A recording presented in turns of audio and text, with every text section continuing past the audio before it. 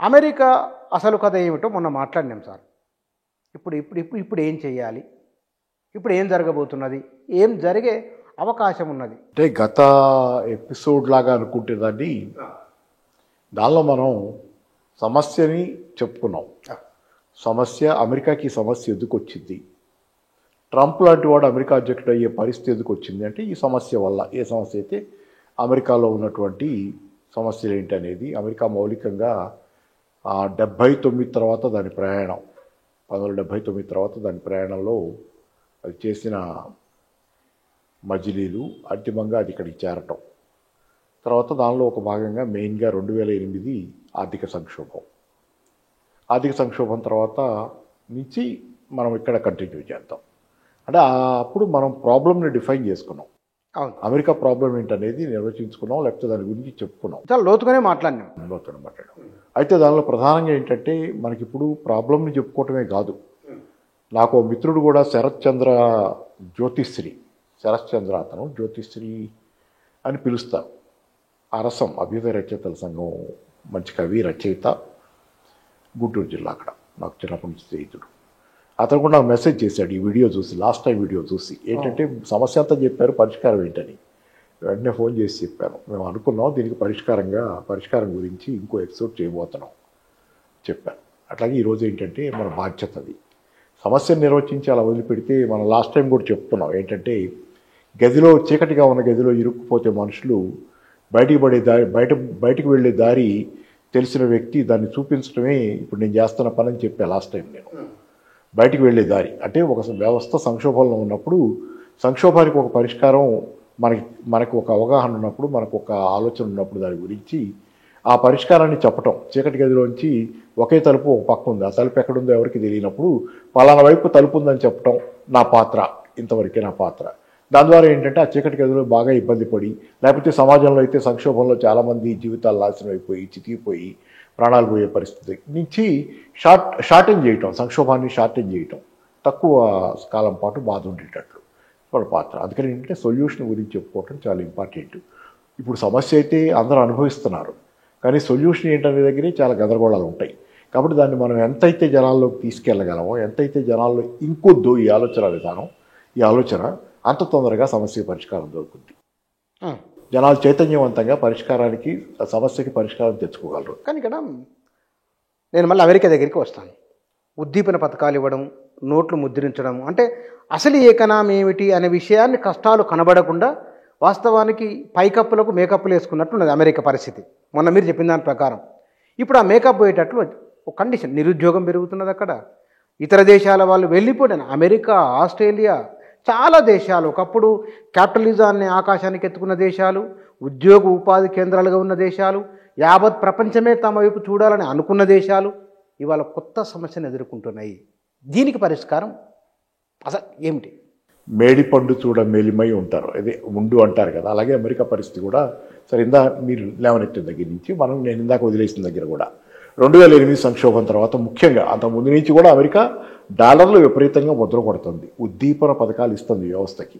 అలాగే చాలా ధనిక దేశాలు కూడా, అవి బ్రిటన్ కావచ్చు, జపాన్ కావచ్చు, యూరోప్లో ఉన్నటువంటి ఫ్రాన్స్, జర్మనీ, ఇటలీ లాంటి దేశాలు కావచ్చు, ఈ ధనిక దేశాలన్నీ భారీ ఎత్తున ఉద్దీపన పథకాలు అంటే ఎకానమీలకు డబ్బుని ముద్రగొట్టి పంపటం ద్వారా ఆ దేశాల్లో ఉన్న నిరుద్యోగం తాలూకు ఎఫెక్ట్ ఆర్థిక వ్యవస్థల మీద, ప్రజల మనోభావాల మీద అంటే తిరుగుబాట్ల రూపంలో కనపడకుండా మేనేజ్ చేసుకుంటూ వచ్చినాయి. 2008 తర్వాత అది విపరీతంగా పెరిగిపోయింది. ఎందుకంటే 2008లో రియల్ ఎస్టేట్ భూమి ఎప్పుడైతే పతనమైందో, రియల్ ఎస్టేట్ భూమి పోయి రియల్ ఎస్టేట్ పతనం, అది సబ్ప్రైమ్ క్రైసిస్ అంటారు కదా, అది వచ్చింది కదా, సంక్షోభం, ఆర్థిక సంక్షోభం, ఫైనాన్స్ సంక్షోభం. ఆ తర్వాత కాలంలో ఏంటంటే ప్రభుత్వాలే దిగిన ఈ రంగంలోకి, దిగి 2008లో ఉదాహరణకి అమెరికాలో మేజర్ దేశం, ప్రపంచంలో అతిపెద్ద దేశం, అతిపెద్ద ధనిక దేశం. ఆ దేశంలో అమెరికా ప్రభుత్వమే పూనుకొని ఒబామా ప్రభుత్వం కొన్ని బిలియన్ల డాలర్ల, 800-900 బిలియన్ల డాలర్ల ఉద్దీపన పథకాన్ని ఇచ్చింది. అందరితోనే అయిపోలా, ఆ తర్వాత ఇంకా చాలా ఉద్దీపన పథకాలు ఇచ్చింది.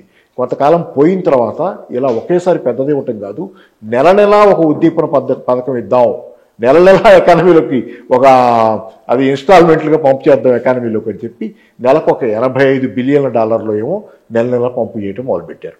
ఈ క్రమం అంతా ఏమవుతుంది మీకు ఇప్పుడు డాలర్ ముద్రేస్తే అది అన్ని దేశాల్లో జరుగుతుంది. మనం ఆబ్వియస్గా అమెరికానే చూస్తున్నాం, ఎందుకంటే అమెరికా మీదే మన దృష్టి అంతా ఉంటుంది. ఎందుకంటే ప్రపంచం ఒక రైలు బండి అనుకుంటే రైలు బండికి పెట్టెల్ లాంటి వాళ్ళం మనం. దాన్ని లాగే రైలు ఇంజను అమెరికా. అమెరికా ఆర్థిక వ్యవస్థ తింటేనే, అమెరికాలో ఉన్న జనాభా 35 కోట్లే అయినా వాళ్ళ వినియోగం ప్రపంచంలో చాలా ఎక్కువ. ప్రపంచ వినియోగంలో అంటే సృష్టించబడ్డ సంపద లేకపోతే వస్తువుల సేవల వినియోగంలో అమెరికా చాలా పెద్ద వినియోగం, చాలా భారీ ఎత్తున పెద్ద వినియోగదారు. మనం అందరం దానికి సప్లై చేసి బతుకుతాం. మనం అయితే సేవా రంగంలో, ఐటీ రంగంలో, బీపీఓలో ఇట్లాంటి వాటిలో అమెరికాకి సేవ చేసి బతుకుతాం. చైనా అయితే సరుకులు ఉత్పత్తి చేసి దానికి మేజర్గా అది కూడా మేజర్ డెస్టినేషన్ అమెరికా.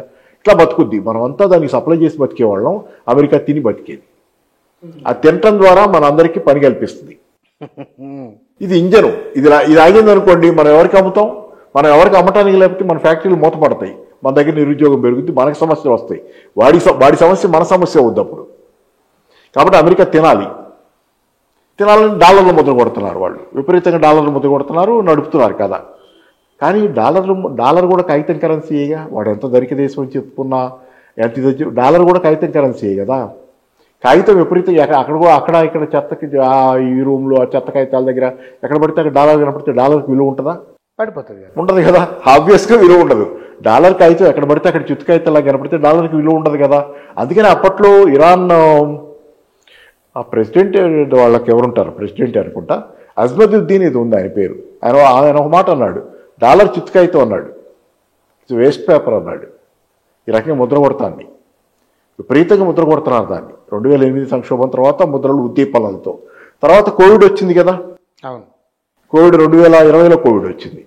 కోవిడ్ వస్తే జనాలందరూ ఇళ్లలో కూర్చున్నారు. అన్ని ధనిక దేశాల్లో, మామూలు దేశాలతో సహా ప్రపంచ దేశాల్లో జనాభా కూర్చున్నారు. మరి మార్కెట్ ఎట్లా నడుస్తుంది జనాల చేతిలో డబ్బులు లేకపోతే? అందుకని కాబట్టి బిడెన్ ప్రభుత్వం, అప్పుడు ట్రంప్ ఉన్నాడు, కొద్ది కాలం పోయాడు, ట్రంప్ దిగిపోయిన తర్వాత మొత్తం మేజర్ పోర్షన్ బిడెన్ ప్రభుత్వం విపరీతంగా డాలర్లు ముద్ర కొట్టి మళ్ళీ ఎకానమీలోకి. ఎట్లా? సింగిల్ ఇండివిజువల్ ఉంటే ఒక చోట ఒక వ్యక్తి ఒక్కడే ఉంటే నెలకి $1,200 వాడి అకౌంట్లో వేసింది ముద్ర కొట్టి. వాడిని బతకమని, తిని బతుకు, ఇంట్లో కూర్చుంటావు తిని బతుకు. ఇద్దరు ఉంటే కనుక ఫ్యామిలీ మెంబర్స్ భార్యాభర్త ఉంటే $2,400 వేసి తినండి అమ్మ.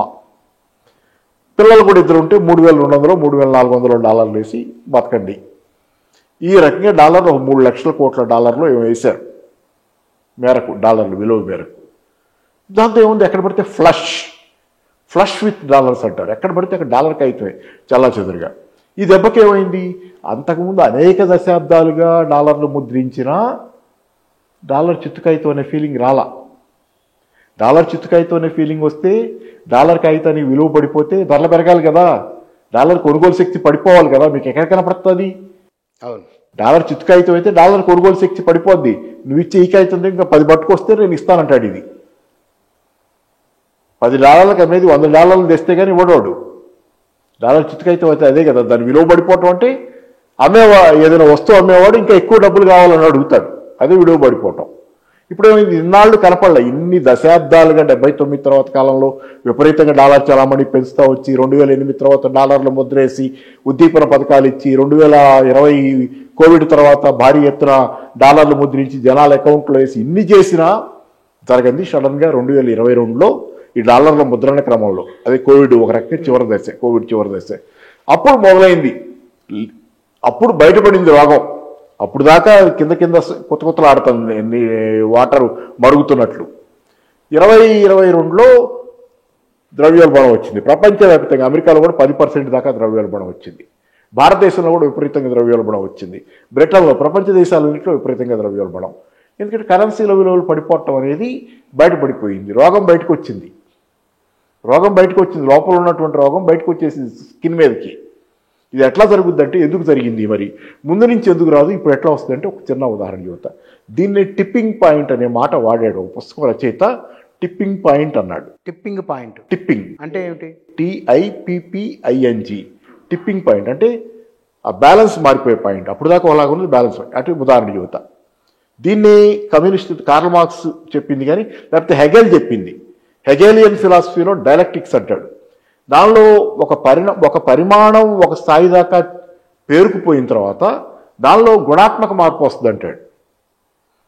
ఇది ఒక సూత్రం, గతి తర్కంలో ఒక సూత్రం. అంటే డాలర్లు ముద్రగొట్టి అవి ఒక ముద్రగొట్టడం ఒక స్థాయికి చేరిన తర్వాత దాని విలువ పడిపోవటం ఒక గంతులో ఒక గుణాత్మకమైనటువంటి మార్పు డాలర్ విలువలో వస్తుంది. ఉదాహరణ, దీనికి ఒక కెమిస్ట్రీ ల్యాబ్ అన్ని రంగాల్లో పనిచేస్తుంది. ఇది మనకు సులువుగా అర్థం కావడం కోసం కెమిస్ట్రీలో తీసుకుందాం. పైన యాసిడ్ ఉంటుంది, కింద బేస్ ఉంటుంది. కెమిస్ట్రీ ల్యాబ్లో పిల్లలు ఎక్స్పెరిమెంట్ చేస్తుంటారు. యాసిడ్ చుక్కలుగా బేస్లో పడుతుంటారు. కింద ఉన్నటువంటి బేస్ అంటారు దాన్ని, వాళ్ళ అర్థం అవుతుంది కెమిస్ట్రీ పిల్లలు వీళ్ళకి. యాసిడ్ చుక్కలుగా కింద బేస్లో పడుతుంటుంది. 15 డ్రాప్స్ పడతాయి, 18 డ్రాప్స్ పడతాయి, 20 డ్రాప్స్ పడతాయి. ఏం కాదు, 21దో 22దో డ్రాప్ పడగానే కింద ఉన్న బేస్ రంగు పింక్ కలర్లోకి ఏదో రంగులోకి మారిపోద్ది. అంటే ఆ ఒక్క చుక్క వల్లే మారిందా, 22వ చుక్క వల్లే మారిందా కింద రంగు? కింద అంతకుముందు పడ్డ అన్ని చుక్కల వల్ల కంట్రిబ్యూషన్ వల్ల 22 చుక్క దగ్గర టిప్పింగ్ పాయింట్ జంప్ వచ్చింది. గుణాత్మక మార్పు, ఒక పెద్ద గంతులో గుణాత్మక మార్పు వచ్చింది. అలాగే డాలర్లు ముద్ర కొట్టి అన్నాళ్ళు కనపడలా. ఓ పాయింట్ వచ్చేసరికి రోగం బయటపడి ఒక పెద్ద గంతులో దాని తాలూకు పతనం అనేది, విలువ పతనం అనేది మొదలైంది. దాంతో ఏమైంది, అమెరికాకి డాలర్ ఇంకా ముద్ర కొడితే వీలు కాదు. డాలర్ ఇంకా కొంచెం ముద్ర కొడితే ఇంకా డాలర్ కథ అయిపోద్ది. డాలర్ కథ అయిపోతే అమెరికా కథ అయిపోద్ది కదా. దాని దగ్గర ఉద్యోగాలు లేవు, ఎటు అమెరికాలో ఉద్యోగాలు పోయింది లేవు కదా. గత ఎపిసోడ్లో చెప్పుకున్నాం కదా. ఇప్పుడు డాలర్ కథ అయిపోతే అమెరికా కథ అయిపోద్ది కదా. అందుకని డాలర్లు ముద్ర కొట్టకుండా గట్టిగా బిగించాలి. అందుకే వడ్డీ రేట్లు పెంచేశారు. ఉద్దీపన పథకాలు ఆపేసి వడ్డీ రేట్లు పెంచేశారు. వడ్డీ రేట్లు పెంచడం ఏంటంటే బ్యాంకులో అప్పులు తీసుకోవడం కష్టం. ఇంకా డాలర్ల చలామణి తగ్గించడం మొదలుపెట్టారు. ఈ తగ్గే క్రమంలో మీకు ఏమవుద్ది, ఇప్పుడు తగ్గించడం మొదలు పెడితే ఏమవుద్ది, డాలర్ల చలామణి అసలు ఎందుకు పెంచారు? ప్రజల కొనుగోలు శక్తి పడిపోతుంది కాబట్టి దాన్ని కాపాడటం కోసం, జనాలకి డబ్బులు ఇవ్వటం కోసం, ఇచ్చి కొనుగోలు శక్తి పెంచడం కోసం డాలర్లు పంపు చేశారు ఎకానమీలోకి. ఇప్పుడు డాలర్లు విత్డ్రా చేసుకుంటే ఎకానమీలోంచి వెనక్కి లాక్కుంటే జనాల కొనుగోలు శక్తి పడిపోద్ది. వెంటనే మీరు ధరలు పెరుగుతున్నాయి, ద్రవ్యోల్బణం వస్తుంది, డాలర్ విలువ పడిపోతుందని డాలర్ని వెనక్కి లాగటం మొదలుపెట్టారు.